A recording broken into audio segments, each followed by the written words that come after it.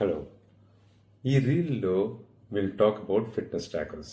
So fitness trackers అంటే ఏంటంటే smart watches కానీ మన మొబైల్ ఫోన్స్లో కానీ మన రోజు మీద మనం exercise activity and in general the amount of మొబిలిటీని ట్రాక్ చేస్తాయి. These are called fitness trackers. So సాధారణంగా ఇంతకుముందు మొబైల్ ఫోన్స్లో చేసేవి, ఇప్పుడు కొత్తగా స్మార్ట్ వాచెస్ కూడా they are able to give lot of health parameters గురించి చాలా అనాలిసిస్ చేసి చెప్తున్నాయి అనమాట. సో ఎసెన్షియల్లీ ఏంటంటే ఈ హెల్త్ ట్రాకర్స్ ఆ ఫిట్నెస్ ట్రాకర్స్ అనేది మీ స్టెప్ కౌంట్ అనేది చేస్తుంది. సో ఒక 24 గంటల మీద మీరు ఎన్ని స్టెప్స్ తీసుకుంటారని చెప్తుంది అనమాట. సో సాధారణంగా if you hit a goal of 10,000 steps per day, ఓవరాల్గా మీ కార్డియోవాస్కులర్ రిస్క్ అంటే హార్ట్ హెల్త్ అనేది చాలా బాగున్నట్టు అర్థం అనమాట.